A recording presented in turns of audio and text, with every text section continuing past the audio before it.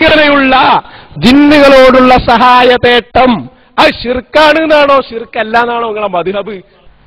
ജർമ്മനിയിൽ നിന്നും മരുന്ന് കൊണ്ടുവരാൻ ജിന്നിന് കഴിയുമെന്നും ദൂരസ്ഥലത്തുള്ള വസ്തുക്കൾ കൊണ്ടുവന്ന് മനുഷ്യനെ സഹായിക്കുമെന്നുമുള്ള വാദം മുസ്ലിയാർ നടത്തുന്ന വെറും ആരോപണമാണോ? നിങ്ങൾ കണ്ടില്ലേ, ഈ ശിർക്കൻ കേന്ദ്രങ്ങളിലുള്ള പല ആളുകൾ ദിവ്യാത്ഭുതങ്ങൾ കാണിക്കും അല്ലേ? അത് യഥാർത്ഥത്തിൽ ശൈത്താനെ ഉപയോഗിച്ചാണ് അവരതൊക്കെ ചെയ്യുന്നത്. ശൈത്താനാണ് അവരെ സഹായിച്ചുകൊണ്ടിരിക്കുന്നത്. ഇപ്പോ വിഭൂതി എടുത്തു കൊടുക്കുന്നു.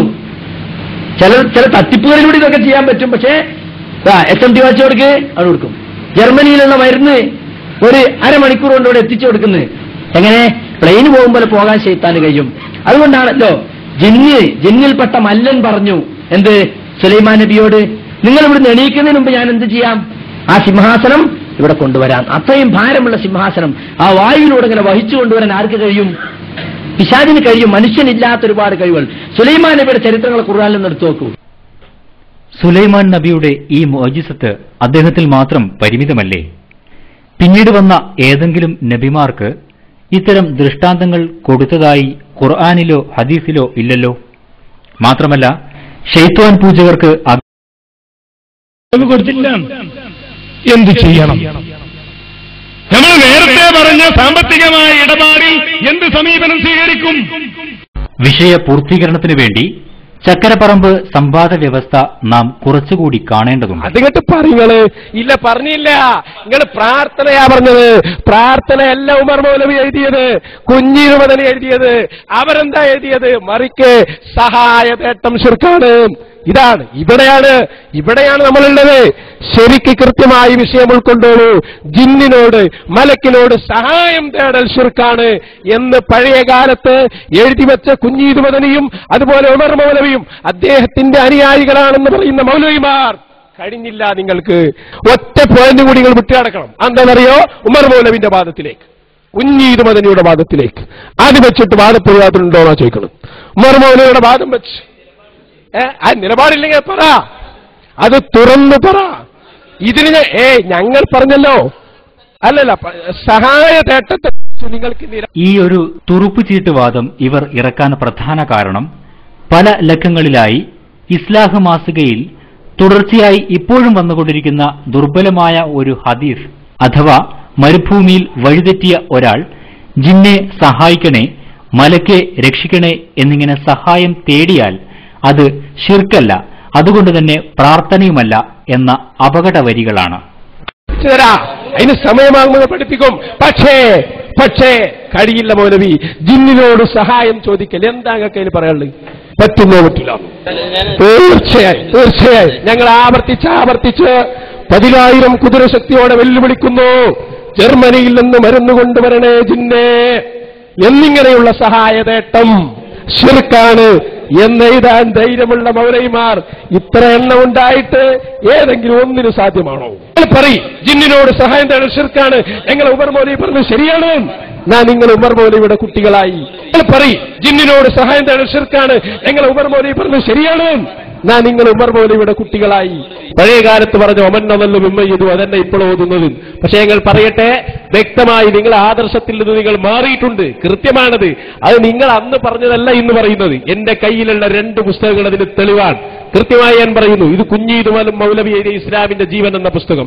ഈ പുസ്തകത്തിൽ വളരെ കൃത്യമായി പറഞ്ഞിട്ടുണ്ട് അദൃശ്യ കാര്യങ്ങൾ, അതായത് മറഞ്ഞ കാര്യങ്ങൾ എങ്ങനെ സഹായം കിട്ടുന്നു എന്നറിയാതെയുള്ള സഹായം അത് പ്രാർത്ഥനയാണ്, തെറ്റാണെന്നാണ് ഇതിൽ പറഞ്ഞത്. എന്നാ കണ്ടോ, മുജാഹിദിന്റെ മാസിക ഇതിൽ കൃത്യമായി പറയുന്നു. ഞാൻ വായിച്ചു തരാ.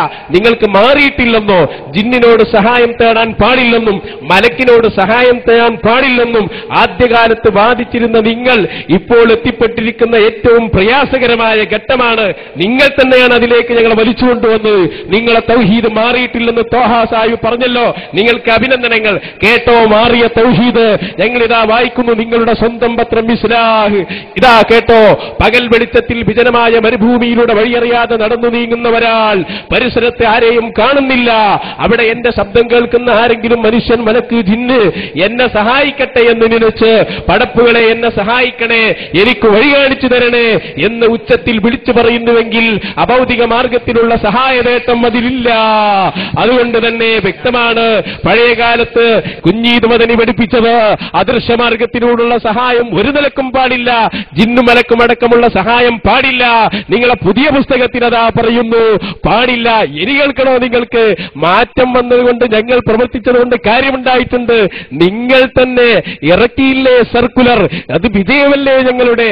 ജിന്ന് സംബന്ധമായി മിണ്ടരുത് എന്ന് കേരള ജംഇയ്യത്തുൽ ഉലമ എന്ന നിങ്ങളുടെ സംഘടനക്ക് സർക്കുലർ വരെ ഇറക്കേണ്ടി വന്നില്ലേ? എന്നിട്ട് പിന്നെ ഇറങ്ങിയ ഇസ്ലാഹല്ലേ ഇത്?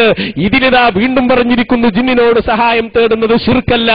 വീണ്ടും പറഞ്ഞിരിക്കുന്നു, അവ മാറ്റമുണ്ടായിട്ടുണ്ട്. ഇല്ലെന്ന് പറയാൻ അനസ് മൗലവിക്ക് ധൈര്യമുണ്ടോ? അതുകൊണ്ട് വെല്ലുവിളിക്കുന്നു, മാറ്റിയിട്ടില്ല എന്ന് പറയാൻ ധൈര്യമുണ്ടോ? ഞങ്ങൾ വായിച്ച് തെറ്റാണെന്ന് പറയാൻ കഴിയോ? കണ്ടതാ ജിന്ന് പിശാച് വിഷയത്തിൽ കേരള ജംഇയ്യത്തുൽ ഉലമയുടെ നിലപാട്. ഇനി ആരും അത് പറയരുത്. സംഘടനാപരമായി നമുക്ക് ക്ഷീണമുണ്ടായിട്ടുണ്ട്, ജിന്ന് നമ്മളെ കുഴക്കിയിട്ടുണ്ട്. കൃത്യമായി എഴുതിയിട്ട് സർക്കുലർ വരെ നിങ്ങൾ കൊടുത്തില്ലേ? കൊടുത്തിട്ട് അംഗീകരിച്ചോ നേതാക്കളെ? ഇല്ല. അതിന്റെ ശേഷം ഇറങ്ങിയ ഇസ്ലാഹിലും പറയുന്നു ജിന്നിനോട് സഹായം നേടാൻ ശിർക്കല്ല. കൃത്യമാണ്, മാറ്റമുണ്ടായിട്ടുണ്ട്. മാറ്റുന്ന പ്രസ്ഥാനമാണ് നിങ്ങൾ. അത് കൃത്യമായി ഞങ്ങൾ പറയുന്നു. വായിക്കണമെങ്കിൽ വായിക്കാം, കഴിയില്ല. ഒടുവിൽ ജിന്നുകളോട് സഹായം തേടൽ അനുവദനീയമാണെന്ന് എഴുതിയ പത്രങ്ങളാണ് 3 പത്രങ്ങൾ ഇപ്പോൾ തന്നെ ഞങ്ങളുടെ കയ്യിലുണ്ട്. കണ്ടോ, 3 ഇസ്ലാഹുകൾ. ഇത് 3ഉം നിങ്ങളുടെ നേതാവ് എഴുതിയതാണ്. നിങ്ങളുടെ ജംഇയ്യത്തിന്റെ നേതാവായ മിസ്റ്റർ ജബ്ബാർ മൗലവി എഴുതിയ ലേഖനം, സക്കരിയ സലാഹി എഴുതിയ ലേഖനം കണ്ടോ. വ്യക്തമായി ഞങ്ങൾ പറഞ്ഞു, നിങ്ങളെ സർക്കുലർ നിങ്ങൾക്ക് ഇറക്കേണ്ടി വന്നു. കുഞ്ഞീദ് മദനിയുടെ വാദം നിങ്ങൾ തലയിലേക്ക് പേറിയിരുന്ന വാദം നിങ്ങൾ വലിച്ച് താഴേക്കിട്ടു. ഞാൻ ചോദിക്കട്ടെ, പഴയകാലത്ത് ജിന്നും മലക്കും വലിയും ഒന്നും പാടില്ലെന്ന് പറഞ്ഞു നിങ്ങൾ ജിന്ന് പറ്റും വലിയ പറ്റൂല എന്ന ഒരു മാറ്റത്തിലേക്ക് നിങ്ങൾ എത്തിയില്ലേ? അത് അഹ്ലുസുന്നയുടെ വിജയമാണ്. ഇൻഷാ അല്ലാഹ് ഞങ്ങൾ വാദപ്രതിവാദം തുടരട്ടെ. കുഞ്ഞീദ് മദനി പറയുന്നത് കേൾക്കൂ. മനുഷ്യ കഴിവിൽപ്പെട്ട കാര്യങ്ങളിൽ ജീവിച്ചിരിക്കുന്ന മനുഷ്യർ അന്യോന്യം സഹായാഭ്യർത്ഥന നടത്താൻ ഇസ്ലാം അനുവദിച്ചതാണ്. അവർ അന്യോന്യം സഹായിക്കണമെന്ന് ഇസ്ലാം നിർദ്ദേശിച്ചതുമാണ്. എന്നാൽ മനുഷ്യ കഴിവിന് അതീതമായ കാര്യങ്ങളിൽ ജീവിച്ചിരിക്കുന്നവരോടോ മരിച്ചവരോടോ സഹായാർത്ഥന നടത്തുന്നത് ശിർക്കാണ്. പരിശുദ്ധ ഖുർആനിന്റെയും തിരുസുന്നത്തിന്റെയും അടിസ്ഥാനത്തിൽ പരമാർത്ഥമുള്ളതും ഉത്തമ നൂറ്റാണ്ടിൽ സത്യവിശ്വാസമായി നിലവിലുണ്ടായിരുന്നതും ഇതാണ്. കൊട്ടപ്പുറം സംവാദ പുസ്തകത്തിൽ ബഹുമാന്യനായ എ.പി. അബ്ദുൽ ഖാദർ മൗലവിയും ഇതുതന്നെ പറയുന്നു. ഫാത്തിഹയുടെ തീരത്ത് ഉമർ മൗലവി പറഞ്ഞതും ഇതുതന്നെ. സംഗതി വളരെ വ്യക്തമാണ്. ഒഴിഞ്ഞുമാറ്റത്തിന്റെ ഏറ്റവും പാരമ്യതയിലാണ് ഇപ്പോൾ അഹ്സനയുള്ളത്. ഒഴിഞ്ഞുമാറ്റത്തിന്റെ പാരമ്യതയിലാണ് അഹ്സനയുള്ളത്. നിങ്ങൾ വായിച്ചത് ഞങ്ങളുടെ കയ്യിലുണ്ട്. നിങ്ങളിപ്പോ അഡ്വാൻസ് ആയി എടുത്തു കാണിക്കേണ്ടതില്ല.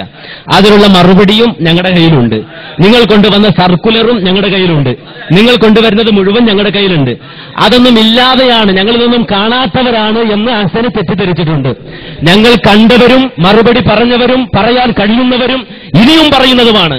അതേസമയം നിങ്ങൾ ധൈര്യമുള്ളവരാണെങ്കിൽ കരാറിന് വന്ന് 2 ബുക്കെടുത്ത് കാണിച്ചാൽ അങ്ങനെ ആ കരാറിനെ ഇല്ലാതാക്കാം എന്ന് നിങ്ങളുടെ കഴിഞ്ഞ പ്രാവശ്യം മട്ടാഞ്ചേരിയിൽ വെച്ച് നിങ്ങൾ പയറ്റിയ അടവ് ഒന്നുകൂടി ഇവിടെ പയറ്റാൻ നിങ്ങൾ ശ്രമിക്കുകയാണ്. അതെന്തായാലും ഇവിടെ വിലപ്പോവില്ല. ഇവിടുത്തെ വിഷയത്തിൽ വാദപ്രതിവാദം നടത്താൻ ഞങ്ങൾ ഒരുക്കമാണ്, അതിന് തയ്യാറാണ്. ആ വിഷയത്തിൽ ഞങ്ങൾ വാദപ്രതിവാദം നടത്തുക തന്നെ ചെയ്യും. നിങ്ങൾ ഉദ്ധരിക്കുന്ന ഇസ്ലാഹാണെങ്കിലും സർക്കുലർ ആണെങ്കിലും അതിലെല്ലാം വ്യക്തമായ മറുപടി ഞങ്ങൾ പറഞ്ഞിട്ടുണ്ട്. ഇനിയും പറയും. ഇനി നിങ്ങളെ സംബന്ധിച്ചിടത്തോളം നിങ്ങൾ ധൈര്യമുള്ളവരായിരുന്നെങ്കിൽ ഈ ഉദ്ധരണികൾ ഞങ്ങൾ തൗഹീദിന്റെ രംഗത്ത് നിന്ന് പ്രാർത്ഥന അള്ളാഹുവിനോട് മാത്രമെന്ന തത്വത്തിൽ നിന്ന് മാറിയിട്ടുണ്ടെങ്കിൽ ഈ വാദപ്രതിവാദം നടത്തി അവിടെ വെച്ച് നിങ്ങൾ പറയണമായിരുന്നു, തെളിയിക്കണമായിരുന്നു. നിങ്ങൾ അവിടെ എത്തിക്കുകയില്ല എന്ന വാശിയിലാണുള്ളത്. അവിടെ വെച്ച് നിങ്ങൾ പറഞ്ഞാൽ കൃത്യമായി ഈ ഓരോ വാചകത്തിന് ഞങ്ങൾക്ക് ഉത്തരം പറയാൻ കഴിയും. നിങ്ങൾ ഉദ്ധരിക്കുന്ന ഓരോ വാചകങ്ങളും, നിങ്ങൾ കാണിക്കുന്ന ഓരോ കൃത്രിമങ്ങളും ഞങ്ങൾക്ക് ഉദ്ധരിക്കാൻ കഴിയാവുന്നതാണ്, ഞങ്ങൾ കണ്ടിട്ടുള്ളതാണ്. ഇവിടെ അദ്ദേഹം ഒരു ചാൻസ് നോക്കിയിരുന്നു. അങ്ങനെ കിട്ടിയ ഒരു പഴുത് ഉപയോഗപ്പെടുത്തി ഈ കരാറിനെ ദുർബലപ്പെടുത്താമെന്ന ഒളി അജണ്ട, ഹിഡൻ അജണ്ട വെച്ചുകൊണ്ടാണ് അദ്ദേഹത്തിന്റെ കളി തുടങ്ങുന്നത്. ഞങ്ങൾക്കറിയാം, നിങ്ങൾ തുടങ്ങുമ്പോൾ ഞങ്ങൾക്കറിയാം. മട്ടാഞ്ചേരിയിൽ നിങ്ങളിത് പയറ്റാൻ നോക്കി, നടന്നില്ല, ഞങ്ങൾ സമ്മതിച്ചില്ല, നിങ്ങൾ അതിന്റെ പേരിൽ മുടക്കിപ്പോയി. എന്നിട്ട് മട്ടാഞ്ചേരി കരാറിന് മട്ടാഞ്ചേരി സംവാദം എന്ന് പേരിട്ട് നിങ്ങൾ CD ഇറക്കി. ഇനി ഇവിടെ വെച്ചും നിങ്ങൾ അത് ആവർത്തിക്കാമെന്നാണ് നിങ്ങൾ വിചാരിക്കുന്നത്. അത് നടപ്പാവുകയില്ല. അതുകൊണ്ടാണ്